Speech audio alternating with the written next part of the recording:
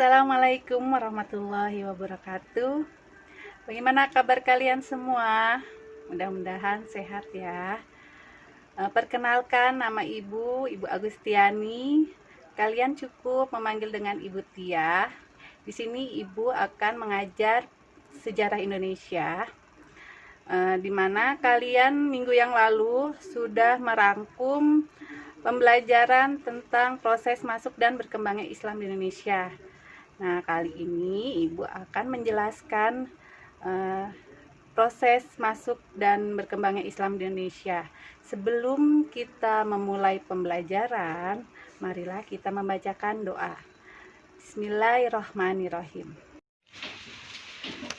Ya, anak-anakku, Ibu akan membahas proses masuk dan berkembangnya Islam di Indonesia. Di sini ada beberapa teori. Teori Gujarat. Ibu akan menjelaskan teori Gujarat.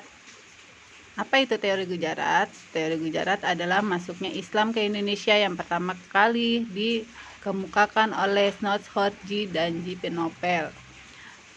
Mengatakan bahwa Islam yang masuk ke Indonesia berasal dari Gujarat sekitar abad ke-13.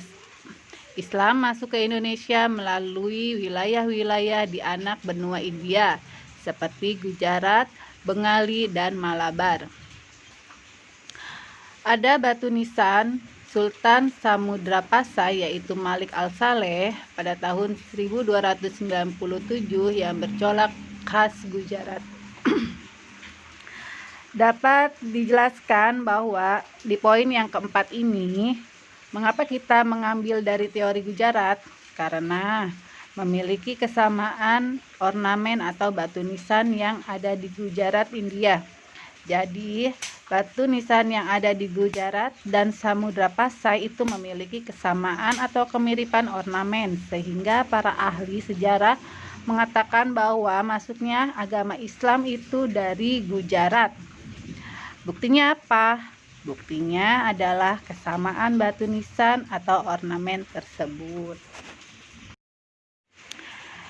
Nah, di sini ada batu nisan Sultan Al-Saleh. Kita bisa lihat ya, di sampingnya ada gambar batu nisan Al-Saleh. Dari ornamen di samping memiliki kesamaan nisan di Gujarat, India. Maka dari itu nisan ini sebagai bukti bahwa Islam masuk ke Indonesia pada abad ke-13. Nah, bisa kita lihat di gambar samping ini, yaitu batu nisan Maulana Malik Ibrahim yang berada di Gresik.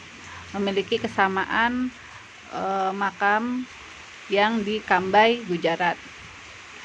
Berkesimpulan juga bahwa batu nisan tersebut diimpor dari Gujarat. Nah, sekarang kita masuk ke teori Persia. Sebelumnya kita sudah membahas teori Gujarat. Teori Persia ini adalah Husain Jajadiningrat.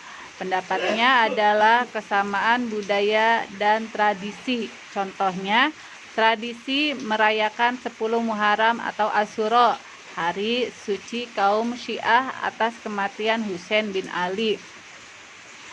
Jadi, Husain Jajadiningrat mengatakan bahwa proses masuknya Islam dibawa oleh orang-orang Persia. Buktinya apa? Buktinya kebudayaan yang ada di Persia itu mirip dengan kebudayaan yang ada di Sumatera.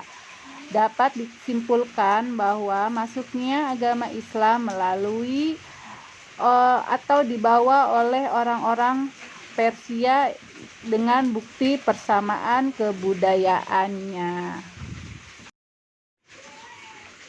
Ya, anak-anakku, sekarang kita masuk ke teori Mekah.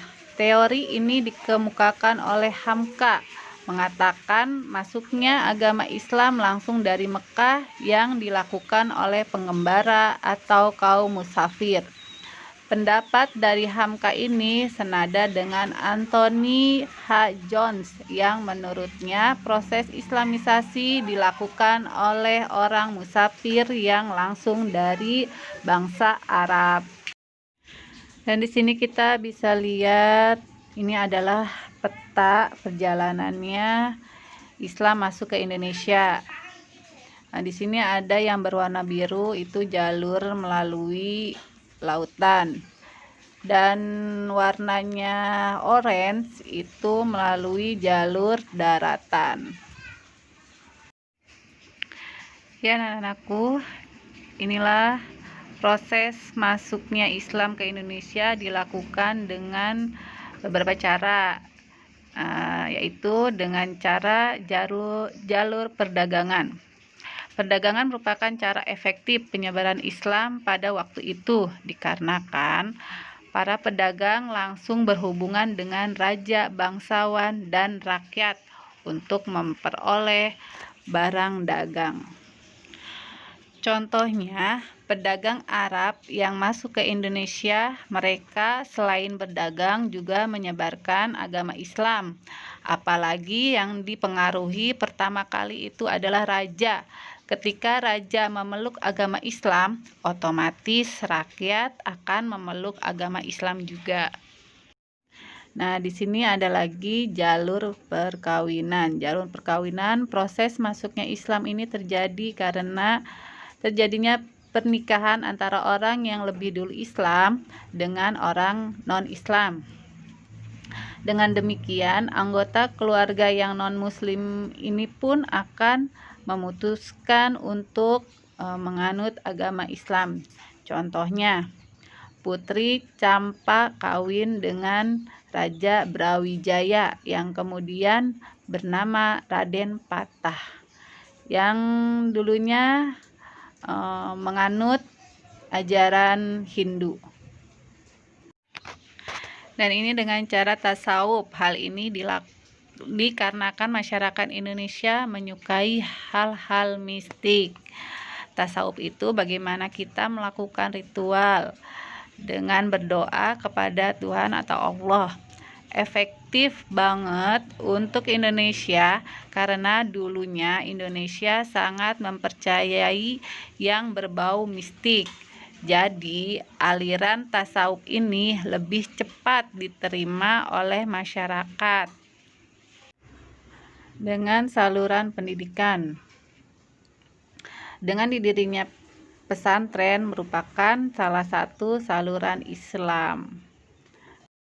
Nah, di sini ada proses masuknya Islam melalui kesenian. Penyebaran ajaran Islam melalui seni yang di dalamnya terkandung unsur-unsur Islam. Seni ini pertunjukan wayang yang dilakukan oleh Sunan Kalijaga, merupakan salah satu figur wali yang menyukai seni. Bahkan ia menggunakan seni sebagai sarana dakwah. Nah, dari situlah masyarakat kemudian tertarik untuk mempelajari Islam.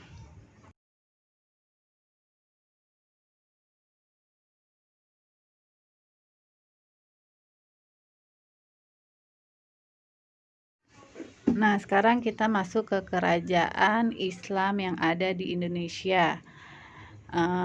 Kita akan membahas kerajaan Samudra Pasai, di mana Samudra Pasai adalah kerajaan pertama di Nusantara yang menganut agama Islam.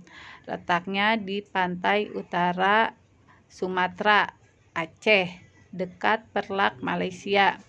Kesultanan ini didirikan oleh Maurah Silu yang bergelar Sultan Malik Al-Saleh sekitar tahun 1267. Kesultanan ini mencapai masa keemasan pada masa Mahmud Malik Az-Zahir yang memerintah di tahun 1326 sampai 1345. Aktivitas perdagangan di Pasai berkembang pesat. Pasai menjelma menjadi pusat perdagangan internasional. Dan kesultanan ini diruntuh setelah ditaklukkan bangsa Portugis tahun 1521. Pada tahun 1524, wilayah Pasai menjadi bagian dari kesultanan. Kerajaan Majapahit berambisi menyatukan Nusantara, yaitu pada tahun 1339 Patih Majapahit Gajah Mada menyerang kerajaan Samudra Pasai, tetapi tidak berhasil. Nah, sekarang kita ke kerajaan Aceh. Letaknya di Aceh Layuk. didirikan oleh Ali Mughayat Shah tahun 1496 di atas bekas Kesultanan Lamuri yang ditaklukkan Mughayat Shah. Pada masa pemerintahan Iskandar Muda bertahta di tahun 1607 sampai 1636, Aceh mencapai puncak kejayaan dengan wilayah kekuasaan meluas dari Delhi sampai ke Semenanjung Malaya. Dan kepeninggalan Iskandar Tsani, Aceh mengalami kemunduran. Faktor utamanya adalah makin menguatnya kekuasaan Belanda di Pulau Sumatera dan Selat Malaka, ditandai jatuhnya Minangkabau, Siak, Tapanuli, Mandaili, Deli, dan Bengkulu ke tangan Belanda. Nah, sekarang kita masuk ke Kerajaan Demak. Didirikan oleh Raden Patah di Bintara, pesisir utara Jawa Tengah. Pada masa Sultan Trenggana memerintah di tahun 1521 sampai 1546, Demak berkembang pesat. Wilayah kekuasaannya meluas sampai ke Jawa Barat dan Jawa Timur. Dan digantikan oleh Jaka Tingkir menjadi Sultan Demak pada tahun 1568, memindahkan ibu kota dari Demak ke Pajang. Sepeninggalan Joko Tingkir terjadi perebutan kekuasaan yang menyebabkan berakhirnya Kesultanan Demak.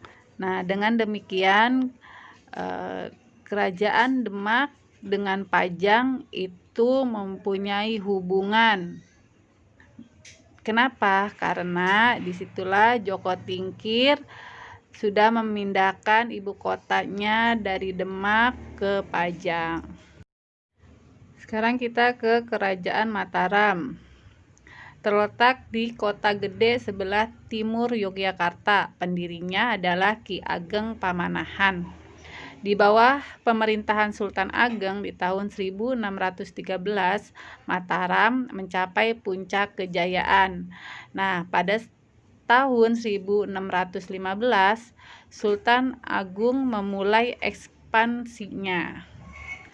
Pada masa pemerintahan Pakubuwana III, wilayah Mataram menjadi dua, yaitu Kesultanan Yogyakarta dan Kesultanan Surakarta. Pada tanggal 13 Februari 1755 dan pada tanggal 13 Februari 1755 diadakan Perjanjian Giati di Karanganyar, Jawa Tengah. Pada tahun 1757 ditandatangani Perjanjian Salatiga. Kesultanan Mataram dipecah lagi menjadi tiga, yaitu Kesultanan Yogyakarta, Kesultanan Surakarta, dan Kesultanan Mangkunegara. Dan pada tahun 1813 Kesultanan Yogyakarta dibagi lagi menjadi dua, yaitu Kesultanan Yogyakarta dan Kesultanan Pakualaman. Nah, sekarang kita ke Kerajaan Banten, di mana Kerajaan Banten terletak di ujung Pulau Jawa, yaitu di daerah Banten, Jawa Barat. Pendirinya Kerajaan Banten ini adalah Hasanuddin yang mencapai kerajaan pada masa pemerintahan Sultan Ageng Tirtayasa. Raja-raja yang memerintah kerajaan ini adalah Panembahan Yusuf, Maulana Muhammad, Abu Mufakir, dan Sultan Ageng Tirtayasa. Kehidupan ekonomi Kerajaan Banten bertumpu pada perdagangan karena memiliki bahan ekspor penting, yaitu lada, sebagai daya tarik yang kuat bagi pedagang asing, terutama bangsa Belanda. Penjelasan berikutnya nanti akan Ibu jelaskan di bab 5 di minggu depan. Nah, sekarang kita ke Kerajaan Cirebon. Pendirinya adalah Sunan Gunung Jati dan Pangeran Cakrabuana atau disebut dengan Pangeran Walasungsang Beliau adalah anak pertama dari Prabu Siliwangi. Tampil sebagai Raja Cirebon pertama yang memerintah dari Keraton Pakungwati. Pada tahun 1479 Masehi, kedudukan Pangeran Walasungsang sebagai penguasa Cirebon kemudian digantikan putra adiknya yang bernama Syarif Hidayatullah, anak pertama dari pernikahan Nyi Rara Santang dengan Syarif Abdullah dari Mesir. Nyi Rara Santang adalah anak kedua dari Prabu Siliwangi. Dan Sunan Gunung Jati pada abad ke-15 membagi wilayah antara Sungai Angke dan Sungai Cipunegara menjadi dua bagian dengan Sungai Citarum sebagai pembatasnya. Sebelah timur Sungai Citarum hingga Sungai Cipunegara masuk wilayah Kesultanan Cirebon yang sekarang menjadi Kabupaten Kerawang, Kabupaten Purwakarta, dan Kabupaten Subang. Nah, sekarang kita ke Kerajaan Goa Talo, Makassar. Pusat pemerintahan kerajaan berada di Makassar. Kerajaan Goa Talo mencapai kejayaan pada masa pemerintahan Sultan Hasanuddin di tahun 1653 sampai 1669. Kerajaan Makassar terdiri dari kerajaan yaitu Kerajaan Goa, Kerajaan Talo, Kerajaan Wajo, Kerajaan Bone, Kerajaan Sopeng, dan Kerajaan Luwu. Peluasan wilayah yaitu Matos, Balukamba, Modar, Sulawesi Utara, Luwu, Butan, Selayar, Sumbawa, dan Lombok. Perang Makassar di tahun 1666 sampai 1669 membuat Sultan Hasanuddin terpaksa menandatangani Perjanjian Bongaya di tanggal 18 November 1667.